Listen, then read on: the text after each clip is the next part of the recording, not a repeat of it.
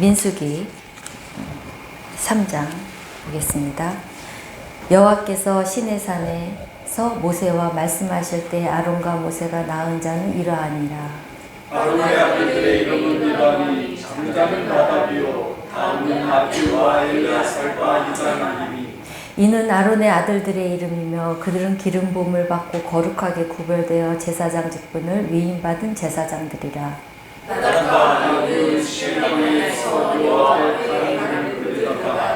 여호와 앞에서 죽어 자식이 없었으며 엘리아살과 이장이 그의 아버지 아론 앞에서 제사장의 직분을 행하였더라. 여호와께서 또 모세에게 말씀하여 이르시되 내 이삭한 나아가 제사장 아론 앞에 서서 그에게 신종하게 하라. 그들이 회막 앞에서 아론의 직무와 온 회중의 직무를 위하여 회막에서 심호하되 곧 회막의 모든 이규를 맡아 지키며 이스라엘 자손의 직무를 위하여 성막에서 심호할지니 너는 레인을 아론과 그의 아들들에게 맡기라. 그들은 이스라엘 자손 중에서 아론에게 온전히 맡겨진 자들이니라. 너는 아론과 그의 아들들을 세워 제사장 직무를 행하게 하라. 레인이 가까이 하면 주민을 당할 것이다.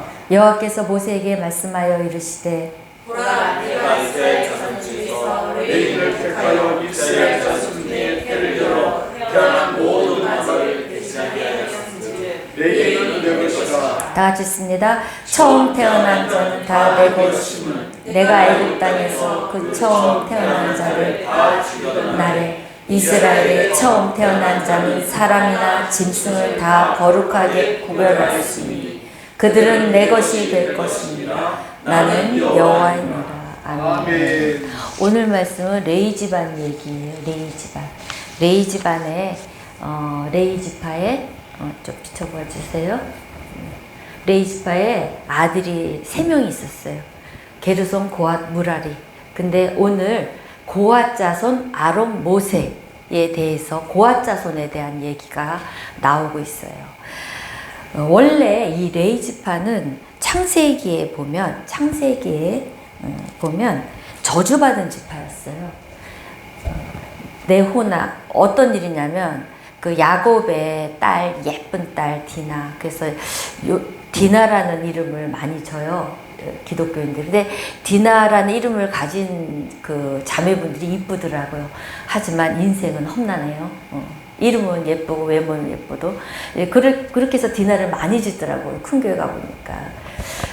그래서 그 디나 사건으로 인해서 이 시므온과 레위가 거짓말로 속여가지고 할례밖에서 다 죽이죠. 그 남자들을 다 죽이죠.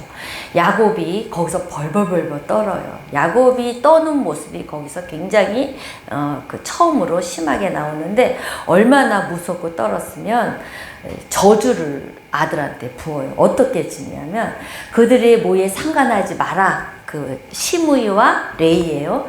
내 영광아 그들의 집회에 참여하지 말지어다. 그들이 그의 분노대로 사람을 죽이고 그들의 혈기대로 소의 발목의 힘줄을 끊었음이로다.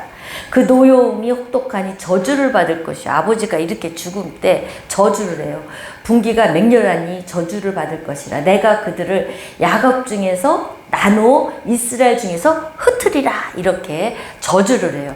근데 이제 이렇게 그 신명기, 민수기 신명기로 가보면, 그 시므이가 나누긴 나누고, 그 지파의 배분을 하나도 못 받아요. 땅 분배를 못 받아요. 근데 하나님이 참 은혜로 그렇게 저주를 받았음에도 유다가, 가장 그 축복, 물질 축복을 많이 받은 지파 중에 하나예요. 그러니까 하나님이 가장 좀 사랑하고 눈여겨보고 좀 이렇게 관심 가졌던 지파 하면 유다 지파와 레위 지파예요. 유다 지파는 물질의 축복을 많이 받았어요. 그래서 땅 분배를 가장 많이 받아요. 그래서 유다 지파의 기속이 돼요. 그래서 유다 지파가 땅을 주면서 먹여 살리는 그런. 근데 나중에는 다 흩어져요. 시므이가 결국은 유다가 그렇게 돌봐주고 물질을 그렇게 해줘도 흩어지더라고요. 흩어지고 모세가 마지막 신명기에서 이제 축복을 하는데 시므이는 그 축복에서도 빠져요. 그만큼 시므이는 야곱의 저주대로 그렇게 갑니다. 근데 지금 레이는 지금 들어왔어요. 이렇게 저주를 받았는데 레이가 축복받을 계기가 하나 사건이 일어났어요.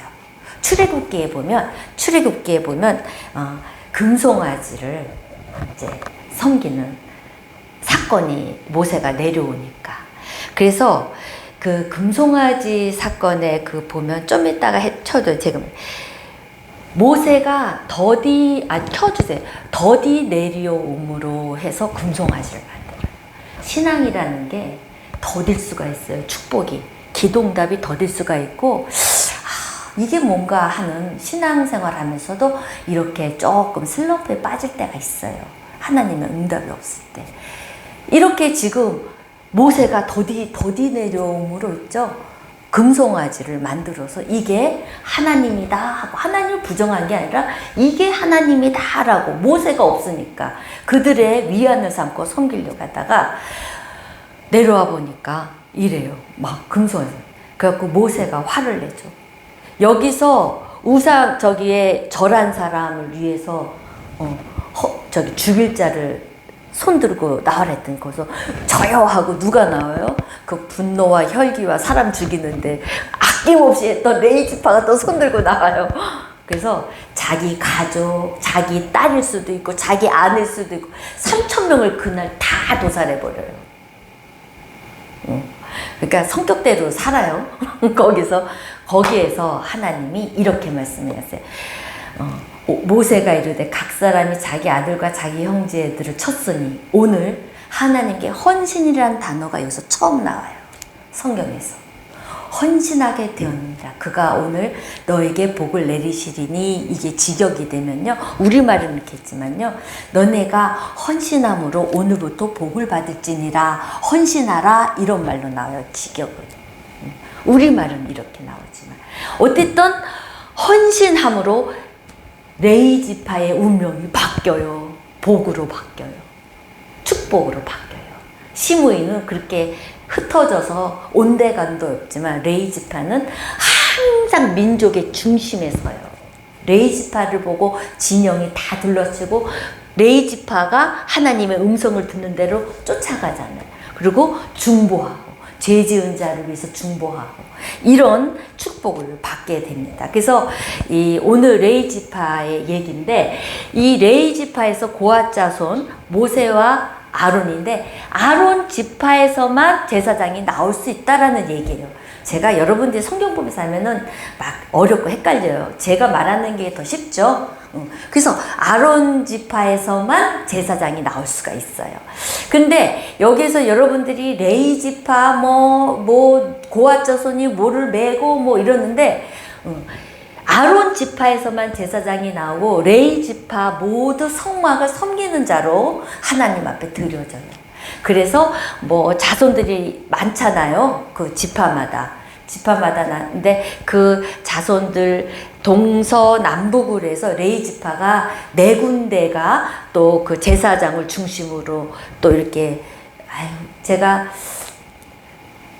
주일날 한번 보여드릴게요. 도표를 하고 그 뒤에 이제 진영이 12지파가 딱 서요.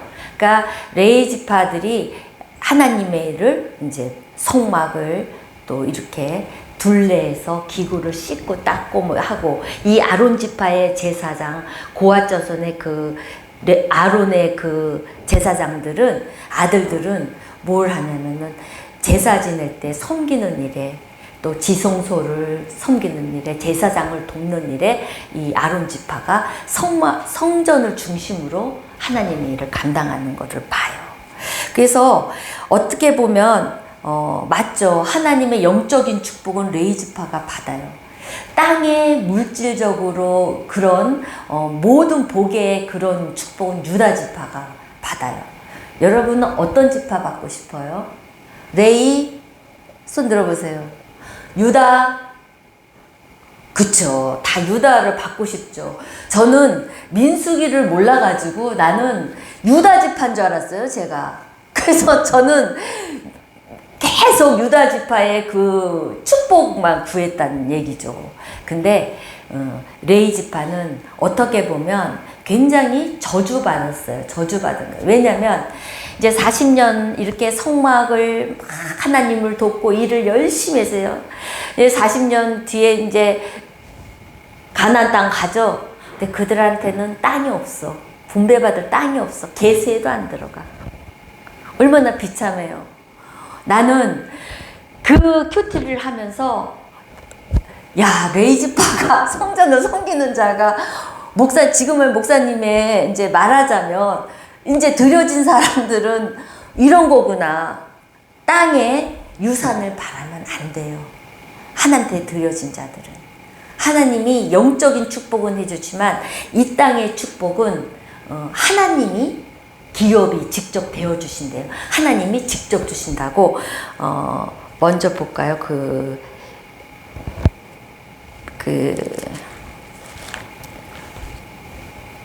신명기 말씀에 있죠. 신명기 말씀에 하나님이 기업이 직접 되어주신다고. 10장 9절 나왔어요. 네. 형제 분깃이 없다. 그러니까 기업이 없으니 내가 너의 직접 기업이 되어주시겠다. 이렇게 또 축복을 해주셔요. 그래서 이 레이가 이 땅에 분깃은 없고 이 땅에 얼마나 그 제사 지내는데 거기는 양을 잡잖아요. 12조각을 내서 막 신장 떼고 내장 떼고 죄 지은 사람들이 그 속죄제 갖고 오면 그 각을 다 떼서 그러니까 그들은 하루 종일 피냄새, 오물 냄새가 떠나질 않는 거예요. 여러분. 우리 성도들도 사실은 하나님의 저주받은 그 상태에서 우리가 하나님 앞에 축복받은 자로 예수 그리스도를 통해서 우리가 축복받은 자잖아요. 구원받은 자잖아요. 우리가 하나님 앞에 늘 이런 중보하는 삶을 살아야 되는 거예요. 목사님만이 아니라 우리 성도들은 만인 제사장 시대 얘기했잖아요. 우린 제사장 직분을 감당하는 각자 개인의 제사장이라고 했잖아요. 그러니까 우리는 그런 예수님 때문에 하나님을 위해서, 옆 사람을 위해서, 죄 지은 자를 위해서, 가난한 자들을 위해서 늘 그 죄의 오물을 뒤집어 쓰고 하나님 앞에 중보자로 나가는 자가 지금 우리라는 얘기예요. 목회자뿐만 아니라 우리는 이런 정체성을 지금 민수기를 보고 있지 않은 사람들은 잃어버리고 산다는 얘기죠. 근데 민수기에 오늘 레이지파의 정체성을 정확하게 얘기를 하죠. 정확하게. 그래서 얼마나 힘들겠어요. 성막을 쳤다. 응? 구름 기둥이 막 뜨면은 또 막 쳤다 걷었다 막 이걸 얼마나 이게 반복하는 일에 그게 얼마나 고된 일이겠어요. 고된 거예요. 고된 일인데도 묵묵하게 하나님 앞에 헌신이 되어진 거예요. 그러니까 하나님이 너는 오늘날 축복받기 위해서 헌신하라 이 말씀을 붙들고 헌신하는 거예요. 그래서 근데 이때뿐만 아니라 또 고아자손에서 고라자손 생각나요? 고라자손도 운명이 바뀌었어요. 고라자손도 민수기 16장 1절에 보면요. 레이 자손 중 고아 손자 고라랑 르벤 자손 엘리압과 다는 모세를 이렇게 너만 뭐 하나님이 거룩한 자냐 막 우리도 안 그러겠어요. 그 제사장은 자기네들을 볼 적에 이제 하나도 손 안 묻히고 그냥 제사만 지는데 자기네는 각을 떼어야 되지 막 얼마나 고되겠어요. 그랬더니 이제 일어난 것 같아요. 내 느낌에는 힘든 것 같아요. 우리만 이렇게 고된 일을 하고 제사장은 왜 이렇게 저기 하냐 뭐 이러지 않았겠어요. 거기서도 막 지금도 우리가 나만 청소하냐 나만 밥하냐 나만 뭐하냐 이런 거예요. 지금 그 안에서. 근데 하나님이 다 불러내죠. 불러내갖고 고라자손을 다 싸그리 거기 나온 자들 죽여요. 그래서 성경에 보면 망했다. 고라자손이 망했다라고. 근데 고라자손이 다윗 시대 때 쓰임받아요. 고라자손의 다윗의 시편에 나오죠. 그래서 고라자손이 또 다윗 시대 때 성전 저기 하는데 열심히 다해서 시편의 기록이 될 정도로. 그렇게 또 운명이 바뀌는. 그래서 오늘 제목은 우리의 인생은 미스테리다 라는 말씀으로 여러분에게 다가갑니다. 우리 인생은요, 몰라요. 몰라. 출애굽기 32장 1절 한번 펴줘 보세요. 32장 1절. 백성이 모세가 산에서 내려오니 더딤을 보고 32장 1절에 이렇게 해요. 아까도 말씀드렸지만 우리가 지금 우리의 이 모양과 우리의 이 꼴이 말이 아니다. 정말 힘들다. 이거예요, 이거. 우리 신앙에 이거예요. 이게 우리한테는 신앙은요, 기다림이에요. 기다림. 조금만 기다리고 조금만 더 하나님 앞에 기도하면 될 거를 그걸 못 참아가지고 우리가 다 없는 그런 일들이 많죠. 조금만 더 참고 인내했으면 그 자리에서 묵묵하게 레이지파처럼 묵묵하게 얼마나 사람들에게 손가락질 많이 받았겠어요. 저 아주 그냥 얼마나 비유가 또 상했겠어요. 그 모든 지파의 시중을 다 들고 막 제사 우리가 보기에 때는 굉장히 화려해 보이고 목사님들이 그렇지만 아니에요. 뒤에 가보면 성도들의 뒤를 봐줘야죠. 얼마나 뒷바라지 하는 게 목회자들, 지금은 뭐 그런 목회자들이 있나 모르겠지만 옛날에는 시골에서 얼마나 이민 목회 다 그렇게 해요. 하다못해 저는 마트 가서 장사도 해줬잖아요. 마트 가서 자기는 여행 가야 된대. 사모님 봐줄 사람이 없대. 그래갖고 가고 마트에서 제가 장사도 했어요. 상주경제 마트에서. 그래서 그렇게 구원된 나의 인도자입니다. 그렇게 헌신할 때 하나님 앞으로 돌아오는 거예요. 그렇게 중보할 적에. 그래서 여러분 우리가 이 신앙에 더디다고 여러분 절대 절망하지 마시고 우리 미래는 불확실하다. 이게 운명론이 세상 사람이거든요. 맨날 내가 마이너스 치는 인생일 것 같고 내가 미래가 안 보일 것 같고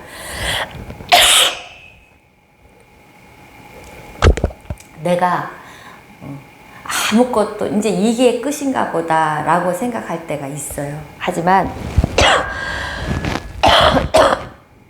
우리 인생은 미스테리이기 때문에 하나님만 붙들면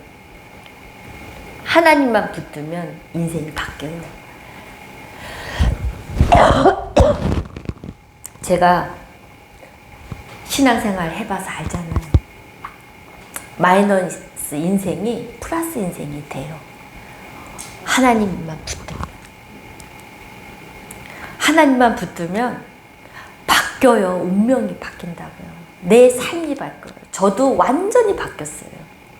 그러니까 여러분 지금의 상황을 보고 너무 더디다고 앉아있지 마세요. 하나님 앞에 헌신하세요. 기도로 헌신하시고 봉사로 헌신하시고 하나님의 일이라면 무조건 발벗고 제가 할게요. 하세요. 바뀌어요. 운명이 바뀌어요.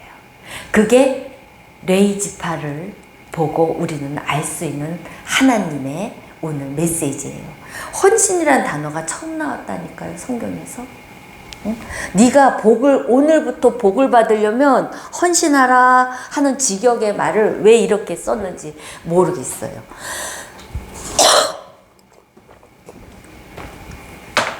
그래서 오늘 이 귀한 말씀을 여러분 마음에 새기고 성경 붙들고 하나님 붙들고 하나님 작은 일에도 큰 일에도 구별하지 말고 어떤 일에도 저가 할게요.